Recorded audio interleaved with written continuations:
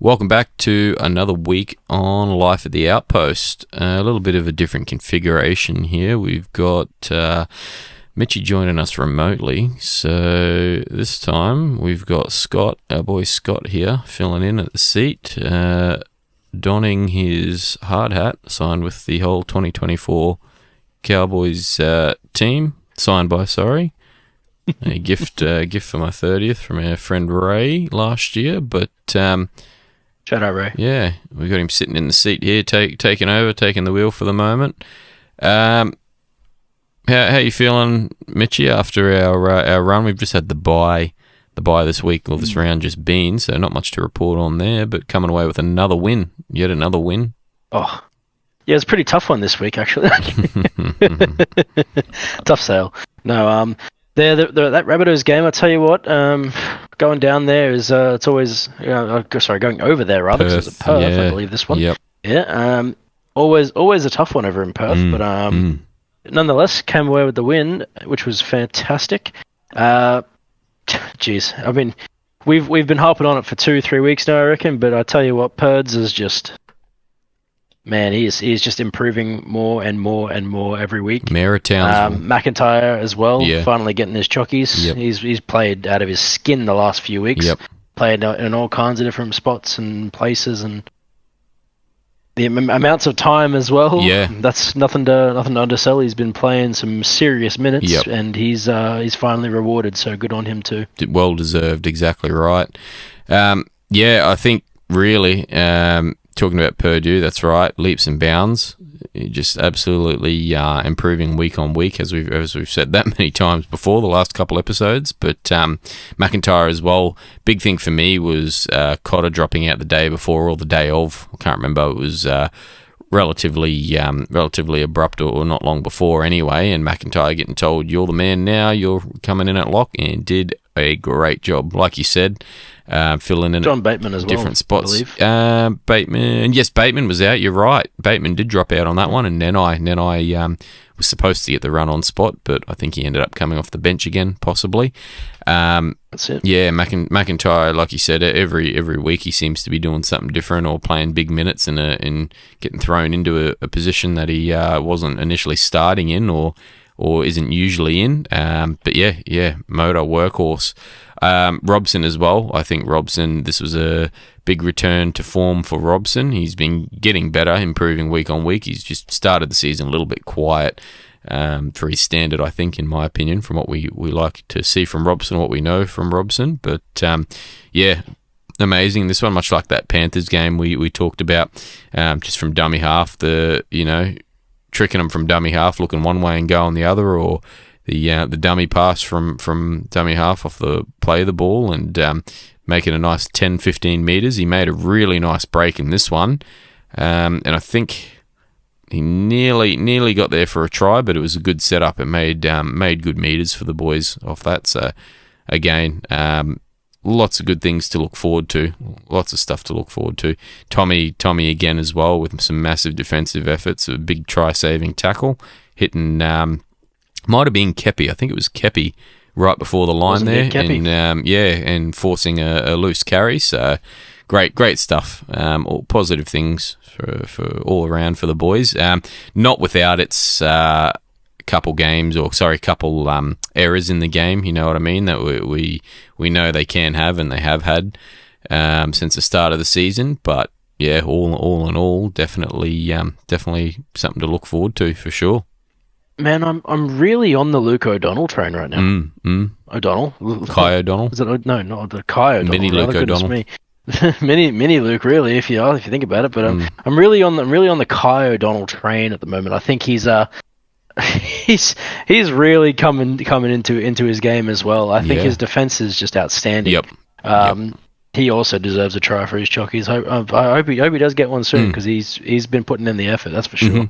He runs hard, but then on top of that as well, he's been making sure that no one is missed. He's making damn sure that he's made some very crucial and important tackles as well. So I think he's actually probably going to be, and I imagine Todd probably feels the same, but he's going to be a staple in our roster to come. Yeah. Especially while Lukey's out. So very possibly, you're right. I think ever since he came in, he's had some big defensive efforts or made some big defensive plays, chopping people in half and stuff. But yeah, you're right. Week on week as well seems to be improving. His fitness seems to be improving as well because that's the main thing. Yeah, he just needs to keep working on that cardio, I think, because he does taper off. But get that match fitness there to stay in it. Just got to keep hitting it. Yeah. Consistency. And Nanai coming in as well off the bench has had some great impact. Most definitely at times he's inserted himself very well at the right points and stuff like that.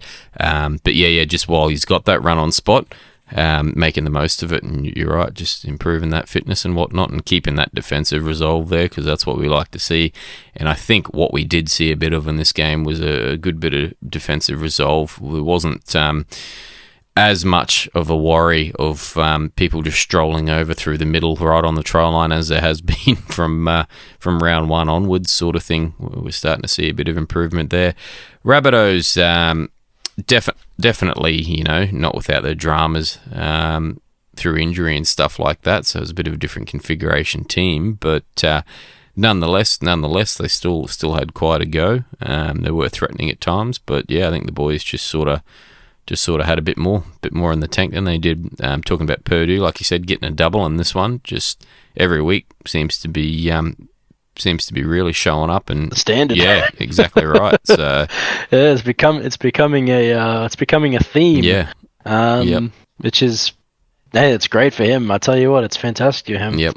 I think the other thing to mention as well is seeing Jace's minutes go up as well. He played about 50 minutes in this game, I think it was. He's very good in this game too, much like the Panthers game. Yeah.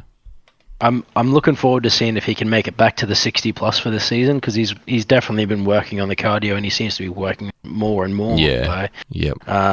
Just the sheer amount of minutes he's putting in. So looking forward to seeing him back up there with Rubes with the over 60. Yeah. McIntyre had a good 60-minute stint as well, and he did fantastic that game. Yep. I think overall, the only thing I'm sort of waiting to see is when we get to see McHaley come in. Yeah.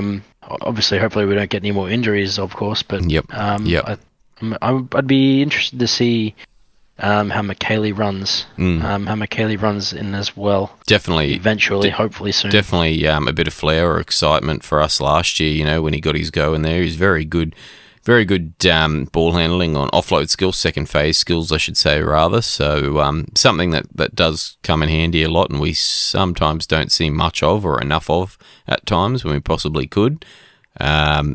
He'd be next man in, you'd have to think. Yeah, you'd have to think, or you'd have to hope for sure. You'd think as well, young Labert would probably be honing in on a spot, whether it be a centre spot or something like that sometime soon too. So I think it's a bit hard to take. You can't really take anything off Purdue at the moment. He's doing real well, so...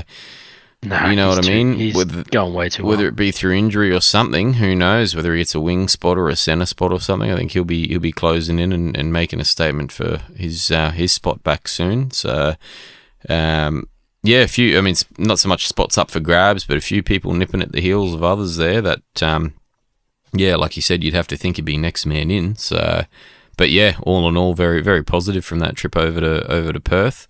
I think, this week obviously having the bye, quite handy. A little bit before Origin. We're about a month or just over a month out from Origin at the moment.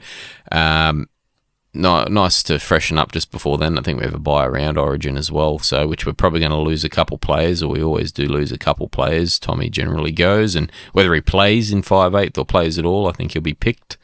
Robbo will go for New South Wales for sure, and possibly Muzz, possibly Nanai. So, I think it's good just to give the boys a bit of a break and time to recover in that before getting into that last run before then. We'll have a look at round 8's game, which is this weekend up here in Townsville, Queensland Country Bank Stadium. We've got the Titans, 5:30 p.m. on the Saturday. Now, team lists haven't dropped just yet, but one would have to think like we said, outside of some sort of injury, which, touch wood, we don't have anything or any more of. Bateman should be coming back because I think he was sick. Like you said, he dropped out for that Perth game. He was sick for that one. So I think, I don't know. I think it'll be much the same team, right? You'd have to think.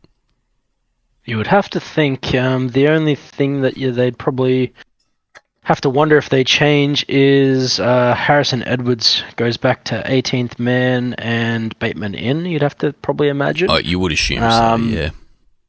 I would probably assume that's the go. As much as I'd rather see McKaylee as the 18th man and Bateman back in, but Harrison's also been doing pretty decent too when he comes on. But he's not very good on the fitness side of things. I think he needs a bit more time in the fitness side. Yeah, it can be handy. You can hop into like dummy half or something when needed. But it just hasn't really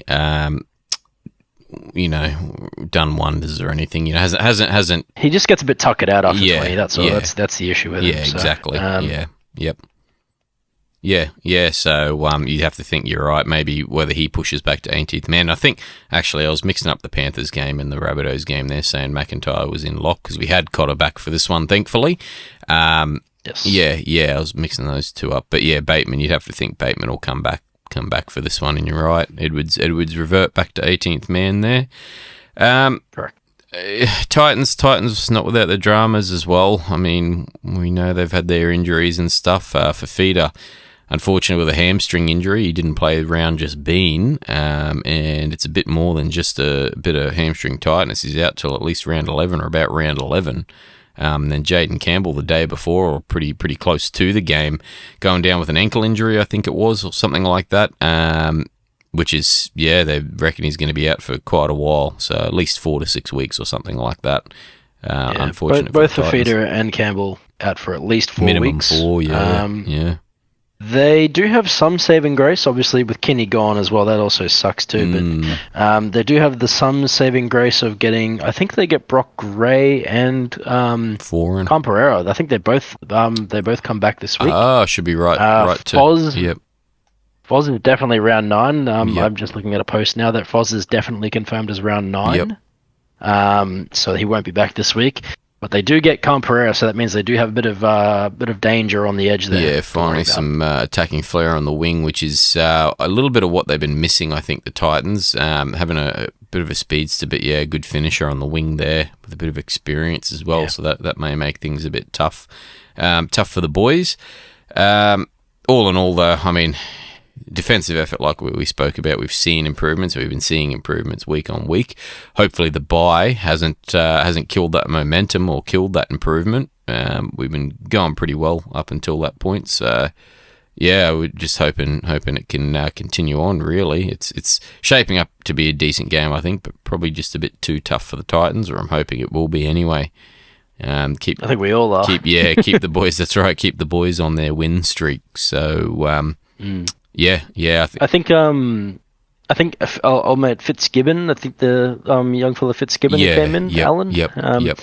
He even got himself a try, but he did have a pretty decent game. But I think having a Loffy on there back in that spot probably is going to be very, very, very dangerous for them. So because Jalen de Groot is actually a fantastic fullback. I'm actually thoroughly enjoying watching him play at fullback. He has been improving week on week, most definitely. Yep. Fair bit of flair about him. So I think it'll be interesting to actually watch him, watch him continue playing so well as well with these other halves. But Weaver didn't go too bad this last week, so it'll be interesting to watch this game for sure. Yeah. See how it pans out now. Yeah, as for teamless, like we said, they haven't dropped just yet, but you'd have to think Cowboys would be much the same, and possibly Titans very similar, if not, like you mentioned, having Camperero on the wing there if he's ready to go. So could be a close game, but I'm thinking Cowboys have probably just got that little bit of forward momentum going at the moment, just that little bit further ahead in terms of form, and that flair on the field. I think the boys are probably just going to get it over them in this one. I'll say probably 12. We'll go 12-point margin in this one. 12-point margin. I like it. Yeah, maybe. I think we're all hoping for that. Yeah, maybe not 13 plus. I mean, I'd like to see 13 plus, but maybe 12-point margin. That Drinkwater kicking still. I've noticed he's good, all right on one side, but not so hot on the other. So I'm not too sure why we don't have Clifford kicking or what's going on there at the moment. I'm going to go for this game in particular. I think the Cows are going to win. I'm going to go with Cows to win. I think they're going to want a little bit of vengeance for the last meeting in last year. Oh, definitely. Where we got done in by that penalty kick at the end there. Yeah. But, yep. I think this is going to be a Cows win, and I'm going to go by 10. Yep. Very nice. I would say 12, but unfortunately I don't have Drinky's kicking. kicking in faith right now. Yep. Sorry, Drinky. Yep. But we'll see how you go this week, mate. Yep. Maybe I can fix it next week. Yep. Bring it home for the boys. Yeah, that's it. I think that's probably about it. Pretty short episode, thanks to the bye this week. But as per usual, we've got all our socials and that you can follow on. We do also have a competition for the Panthers Cowboys home game tickets up. We spoke about it in the last episode, but if you head over to the post on either our Facebook or Instagram and jump in there and like it and share it to your story and comment your favourite Cowboy this season thus far, we'll draw the winner for that, I believe, next week. It'll be the week of Magic Round anyway, actually. So that'll be the next time we come to you. Will be the weekend of Magic Round. We'll be down there on the ground for that one. So we'll draw the winner there and announce the winner and get in contact with them by that round, by round 9, I believe it'll be. So get involved in that one. Some 2 free tickets there for some pretty decent seats. Not much. Fantastic. Yeah, seats. Not much you can argue with there. Sitting there on I think it's a Friday or might even be a Saturday afternoon. So get involved in that one. That's probably about it. There wasn't too much more, was there, from you, Mitchie? I reckon that was a pretty clean cover. Yeah, covers it all. And as I mentioned before, we'll be back for the Magic Round round. That'll be our next episode. So hopefully we can get a bit of content down in Brisbane there and something a bit different. We'll see what we can come up with for that one. But until then, thanks for tuning in.